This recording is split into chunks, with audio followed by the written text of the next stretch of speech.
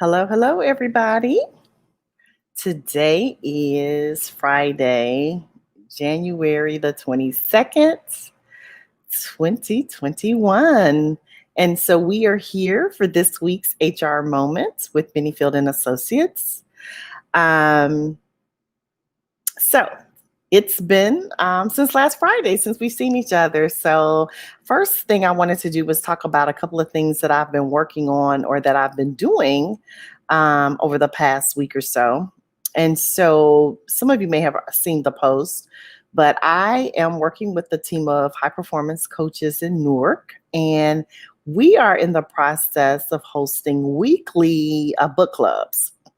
And so if you're interested in joining us, we are starting our second cohort this coming week. Actually, on Sunday, we meet at Sunday at 2 p.m. Eastern Standard Time, as well as Thursdays at 6 p.m. So if you're interested in joining us, we are actually studying The Power of Habit by Charles Duhigg. And I've brought along on the team of coaches, some coaches that I've had the privilege of working with through my John Maxwell affiliation. So great coaches, great facilitators, and the first cohort, we will be starting chapter 3 this coming week. And then if you are interested in being a part of the new cohort, you still have time to join. Newark residents, everybody who signs up can get an Audible version of the book. Newark residents can also get discounted physical books, and the first 50, I believe, can get a Kindle version. So join us. I am loving this book. I had heard about it before, but I can honestly say it is a really good book and I'm really liking it. So today is Friday, as I mentioned. I really haven't worked much today. Had a couple of doctor's appointments, so I can definitely say this is casual Friday. As you can see, no makeup Friday as well. But nonetheless, it doesn't mean we can't jump on our HR moment. So today, I wanted to talk about something that some organizations may face in lieu of how, they govern some things, but maybe not as much so due to COVID. But I still think it's an important conversation and one that may help some people that may not know the answers. And so there are times when employees are in their official capacity, and let's say they're attending an event, you send them somewhere. It could even be local, right? To attend a meeting across town, go to a chamber event, go to a conference or a meeting on campus at a local university. It really doesn't matter. But in these meetings or the places that they go, they are in their official capacity. And then there's a misfortune. We could say, let's say there's a fender bender. It could be that they slip and fall in the parking lot of the place that they're coming to or leaving from. Even there are times when there could be incidents. I know for me, a situation happened once where I was in official travel status, as in staying at a hotel. And something was weird with the rod in the bathroom. I'm in the shower, it hits me, I get bruised. Like, things happen, right? People have accidents. And so the question for today in our HR moment is, are we as the employer responsible? Because typically, we ask employees to report accidents to their supervisors. And of course, this is directed at supervisors. So as the supervisor, like, what do you do with that information? Do you fill out accident forms? Does the organization cover it? Well, there is no hard and firm response, but in general, I would say yes for the earlier portion, right? So you definitely need to document it, as in, when the employee lets you know there has been an incident. Another time, it just came to me, I had a senior manager slip on ice somewhere during travel. He was actually getting on a shuttle bus that was going to take him to his car from the hotel. And when he stepped up, he missed a step or something and hit his shin. And this thing went on for like 6 to 12 months. And so these all are considered work-related incidents. And so, OWCP, the Office Office of Workers' Compensation Program is where many of these accidents are filed, right? And so there's a CA1, which is the form for an accident. And then, of course, there's a CA2 for occupational disease.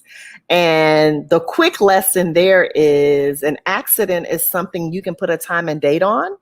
An occupational disease is something that occurs over time. So in other words, carpal tunnel, right? Like we know people can get carpal tunnel from work, like the ergonomics of their desk, how their computer is set up, doing some repetitious or some type of movement repeatedly, right? And then they can end up with carpal tunnel. But a person can't tell you the time and date they got carpal tunnel, right? They may say something like, well, it's from working on machines for 20 years. It's from typing. It's from doing hair, right? They can just tell you what it's from, and it is work related, but it's not a time and date on it. Another illustration could be people who end up with some lung issues after working in environments where there may be a lot of dust or smoke, right? There wasn't one particular day that their lungs went bad, quote unquote. It was over time. So that's the definition of occupational disease. An accident has a time and date, right? So in other words, I can tell you exactly when it happened. So going back to the analogy of me and the rod in the hotel room, I know what day I was on travel. I know what day I was in the shower and it hit me.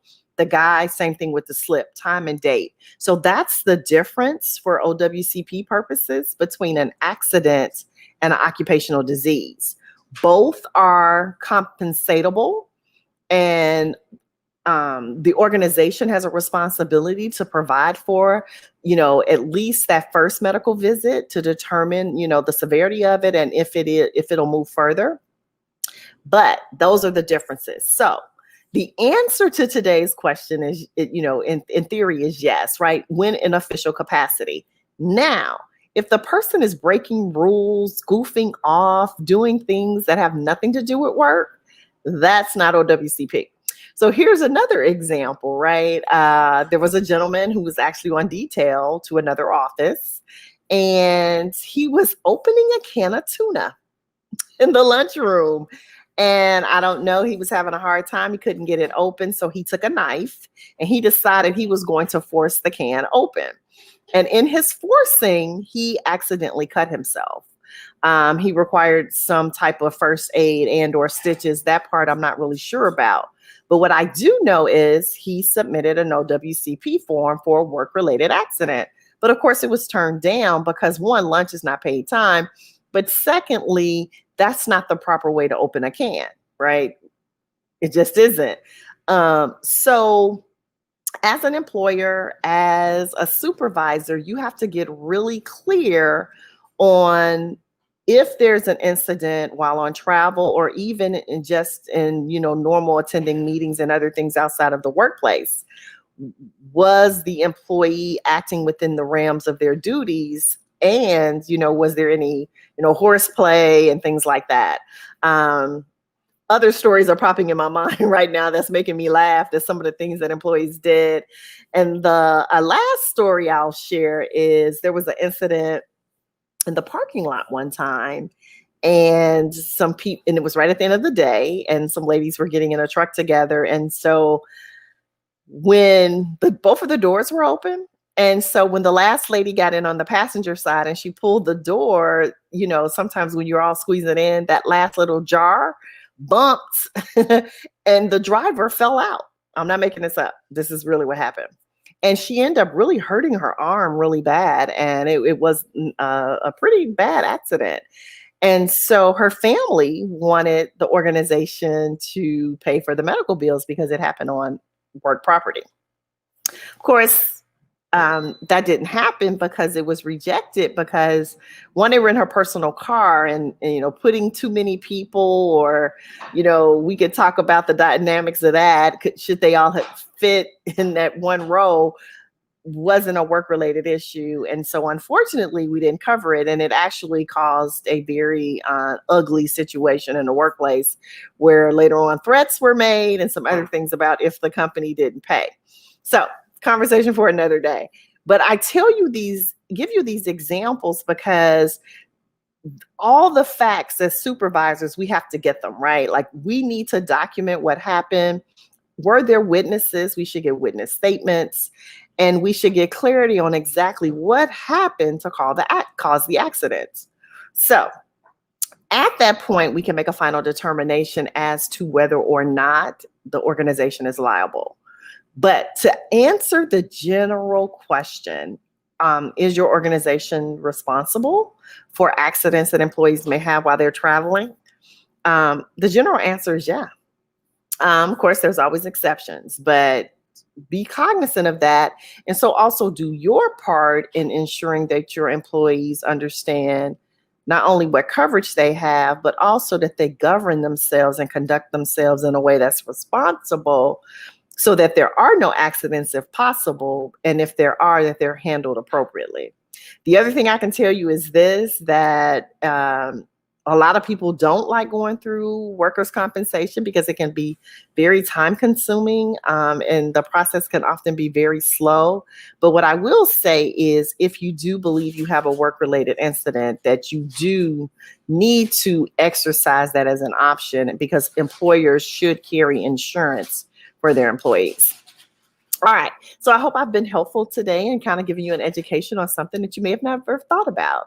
Again, we want to always encourage you to put your order in for the new Supervisor's 30-Day Growth Journal.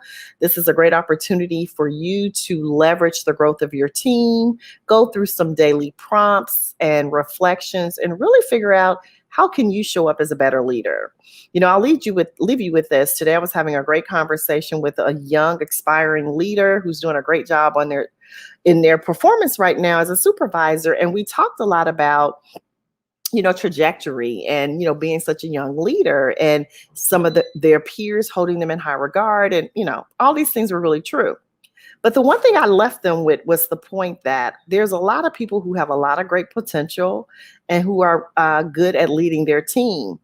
What can often derail us is getting the big head, right? Like we're good, we're better than the average person we work next to, and then we stop growing ourselves. So we stop doing the things that got us where we are, and then we hit a ceiling. Right? All ceilings are not enforced by other people. You know, when we think of the law of the lid in leadership, you know, it states that we cannot outperform our leadership lid. So if we really want to grow as leaders and we really want to see ourselves advance in our careers, then we must do the things necessary in order to continue to grow ourselves. So as that supervisor, as that leader, you know, be aware of your need to continue to grow. Because the decisions you make, how you respond, how you do all the things that you do impacts everybody on your team. Okay? All right. Well, thanks, guys, for watching to our weekly HR moment with Menifield and Associates, LLC. We hope you had a great week. Have a great weekend. As always, you know, I'm going to leave you with the guidance to stay safe because while things may be better in some places, it's still pretty serious in a lot of places. So again, grab your copy of the Supervisor's Journal. You can find this on Amazon, the new Supervisor's 30-Day Journal. You can also Google my name, Angela Hooper-Menifield, and you will see that as well. So thanks again, and we will talk to you next week. Take care. Bye.